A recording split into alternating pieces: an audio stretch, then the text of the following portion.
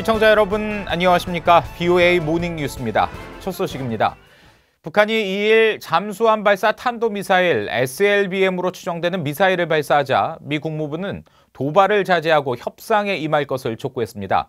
한편 미 공군은 이날 사전 계획에 따라 대륙간 탄도미사일 미니트맨3를 시험 발사했다고 밝혔습니다. 첫 소식 함지아 기자가 보도합니다. 마이크 폼페오 국무장관의 유럽 순방을 수행 중인 모건 오테이거스 국무부 대변인은 2일 현지에서 북한 미사일 발사에 대한 성명을 발표했습니다. 오테이거스 대변인은 북한은 도발을 자제하고 유엔 안보리 결의에 따른 의무를 준수하라고 촉구했습니다. 또 한반도의 평화와 안정을 보장하고 비핵화를 달성하기 위한 북한의 역할을 다하기 위해 실질적이고 지속적인 협상에 임할 것을 요구했습니다. 앞서 국무부는 이날 북한의 미사일 발사 소식이 전해지자 정부 고위 당국자 명의로 상황을 계속 주시하고 있으며 해당 지역 동맹국과 긴밀히 협의하고 있다는 입장을 밝혔습니다. 미국 정부의 이번 반응은 북한이 5월 이후 단거리 미사일 발사를 감행할 때마다 내놓았던 반응보다 구체적인 메시지를 담았습니다. 앞서 한국 군 당국은 북한이 한반도 시간으로 오전 7시 11분쯤 강원도 원산 북동쪽 해상에서 동쪽으로 탄도미사일 한 발을 발사했다고 밝혔습니다. 한국합동참모본부는 최초 발사 지점을 정확히 파악하지 못했다가 추가 분석을 통해 이 미사일이 북극성 계열의 잠수함 발사 탄도미사일 SLBM으로 추정되며 최대 비행고도 약 910km, 거리는 450여 킬로미터로 탐지됐다고 밝혔습니다. 이에 따르면 북한은 2016년 8월 약 500km를 비행한 북극성 1형 발사 이후 약 3년 만에 SLBM을 발사한 겁니다. 이번 발사는 북한이 미북 실무 협상 일정을 발표한 다음 날 이뤄졌습니다. 북한의 최선희 외무성 1 부상은 미북이 오는 4일 예비 접촉을 하고 5일 실무 협상을 진행하기로 합의했다며 협상을 통해 미북 관계의 긍정적 발전이 가속되기를 기대한다고 밝혔습니다. 한편 미 공군은 2일 새벽 캘리포니아주 반덴버그 공군 기지에서 탄두를 장착하지 않은 대륙간 탄도미사일 미니트맨3를 사전 계획에 따라 훈련 발사했다며 발사 장면을 공개했습니다. BOA 뉴스 함지아입니다. 유럽연합 EU는 2일 북한이 SLBM으로 추정되는 미사일을 발사한 데 대해 도발을 자제하라고 촉구했습니다. EU 대외관계청 대변인은 이날 성명을 통해 북한의 도발은 신뢰 구축과 안보 향상, 한반도의 항구적인 평화 정착 과정을 촉진하려는 국제사회의 노력을 약화한다고 밝혔습니다. 그러면서 우리는 북한이 유엔 안전보장이사회 결의 위반 행위를 자제하고 믿을 수 있고 의미 있는 외교적 협상에 전념할 것을 기대한다는 점을 거듭 밝힌다고 덧붙였습니다. 또 EU의 최종 목표는 북한이 핵을 비롯한 대량 살상 무기와 모든 탄도미사일을 완전하고 검증 가능하며 불가역적인 방식으로 해체하는 것이라며 미북 간 실무협상 재개를 고대하고 국제사회의 노력을 지지한다고 말했습니다. 아베 신조 일본 총리는 2일 북한의 탄도미사일 발사에 대해 유엔 안보리 결의 위반으로 엄중히 항의하고 강력하게 비난한다고 밝혔습니다. 아베 총리는 이날 기자들을 만나 이같이 말하며 미국을 비롯한 국제사회와 연계해 엄중한 태세 아래 국민의 안전을 지키기 위해 만전을 다하겠다고 말했습니다.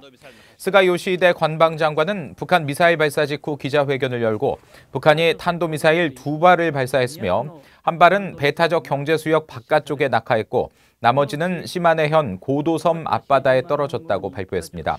하지만 이후 다시 북한이 발사한 미사일이 한 발이라고 수정하며 한 발의 탄도미사일이 2개로 분리돼 낙하했을 가능성이 있다고 설명했습니다.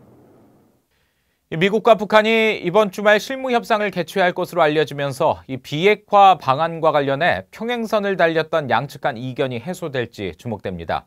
미 의회 의원들은 초당적으로 선 비핵화 조치 후 보상 방식을 위해 북한이 셈법을 바꿔야 한다는 입장입니다. 미 의회의 기류를 이조은 기자가 짚어봤습니다. 민주당의 크리스페 놀런 상원 의원은 최근 VOA에 문제는 미국의 포괄적 합의나 전부 아니면 전무 방식이 아니라 비핵화 목표에 충족하지 않고 제재 완화 등 많은 양보를 얻어내려는 북한의 단계적 동시적 합의 주장이라고 지적했습니다. North Korea wants to essentially receive lots of concessions, relaxation of the sanctions, without meeting the goal of full denuclearization, and so that's the problem. 상원 외교위 동아태 소위원장인 코리 가드너 공화당 의원도 최근 VOA에 현재로서 미국이 취할 수 있는 새로운 계산법은 제한적이라는 입장을 밝혔습니다. There's nothing that we have done to violate international law. North Korea continues to violate international law. North Korea continues to break the promises they have made. 민주당의 팀케임 상원 의원은 북핵 신고는 최소한의 조치며 이후 제재 완화 등 상응 조치를 논의해야 한다고 말했습니다. 그러면서 북한은 영변 핵시설에 대한 폐기만이 아니라 영변 이외 시설에 대한 조치도 해야 한다고 지적했습니다. The U.S. shouldn't do anything in terms of providing relief until they do that. And when they do that, then we could talk about what we would do. 구체적인 비핵화 조치에 대해선 민주당 의원들은 대체로 과거 실패를 반복하지 않으려면 북한의 투명한 핵시설 신고 후 단계적 비핵화 방안 논의가 필요하다는 입장입니다. 반면에 트럼프 대통령의 협력자로 알려진 공화당 중진 린지 그레이엄 상원 의원은 과거 실패한 북한의 단계적 비핵화에 의문을 제기하며 북한의 무조건적인 비핵화와 당사국들 간의 평화협정, 원조 제공, 체제 보장 등 일괄 타결이 해법이라고 주장하며 민주당 측과 다른 의견을 고수하고 있습니다. VOA 뉴스 이조은입니다. 이 북한의 사이버 위협에 대응 의지를 밝혔던 미 국가안보국이 정보 수집과 방어 기능을 통합한 신설 기구를 출범시켰습니다. 이 사이버 공간에서 북한 정권의 현금출 차단 등에 주력할 것으로 보입니다. 오택성 기자가 보도합니다. 미 국가안보국은 1일 웹사이트를 통해 사이버보안부의 출범을 공식 발표했습니다. 사이버보안부는 해외 정보 수집과 사이버 방어 임무를 통합하는 주요 조직으로 국가안보에 위협이 되는 모든 활동을 예방하고 제거할 것이라고 밝혔습니다. 특히 국방산업 기반과 무기 보안 개선에 주력할 것이라고 강조했습니다. 사이버보안부의 수장을 맡게 된 앤 유버거 부장은 지난달 워싱턴에서 열린 빌링턴 사이버안보 연례회의에서 북한을 사이버보안부의 주요 관심 사안 중 하나로 거론했습니다. 랜섬웨어 공격이 매일 4,000건이나 발생한다며 러시아와 중국, 이란, 그리고 북한의 사이버 위협에 적극 대응하겠다고 강조했습니다. 특히 북한이 사이버 공간에서 창조적인 역량을 보이면서 가상화폐를 통해 정권의 자금을 마련한다고 언급하며 이에 대해 대비할 뜻을 내비쳤습니다.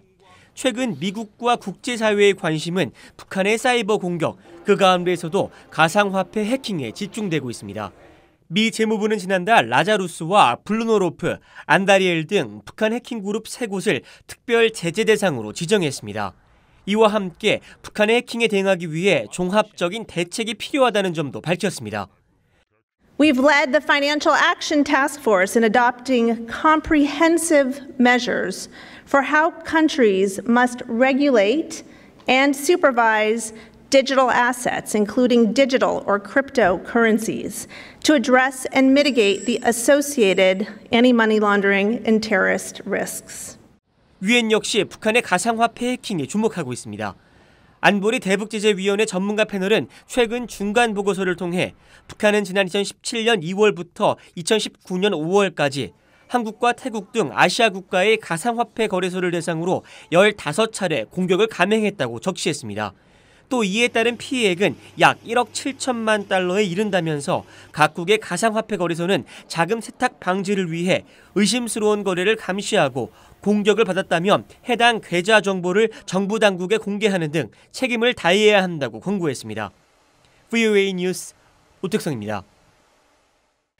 미국과 한국, 일본군은 상호 안보 우려를 해소하고 지역의 평화와 안정을 강화하기 위해 다자간 협력을 활용하기로 합의했다고 미 합동참모본부가 밝혔습니다.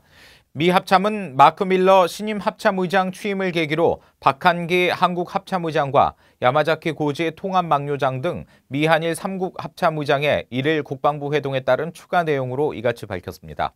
특히 이번 회동에서는 영내 유사시 대응 준비 태세를 확인하고 동북아시아에서 장기적인 평화와 안정을 증진하기 위한 다자간 협력 방안을 집중 논의했다고 합참은 설명했습니다. 러시아 국경경비대가 동해에서 불법 조업을 하던 북한 어선에 총격을 가해 어부 5명이 다쳤다고 러시아 언론이 보도했습니다. 러시아 인테르팍스 통신은 2일 연방보안국을 인용해 피격된 선박에 불이 났고 국경경비대가 북한 어부 21명을 납포했다고 전했습니다. 러시아 국경경비대는 지난달 28일부터 30일 사이에 연해주 인근 동해 배타적 경제수역에서 불법 조업하던 북한 소형어선 11척과 선원 87명을 납포한 바 있습니다. 또 지난달 17일부터 약 열흘 동안 동해 배타적 경제수역 안에서 북한 어선을 다수 납포했으며 이 과정에서 저항하던 북한 선원들과 단속 요원들이 충돌해 국경수비대 4명이 다치고 북한 어부 1명이 숨지기도 했습니다. 이상으로 VOA 모닝뉴스를 마칩니다. 시청해주신 여러분 고맙습니다.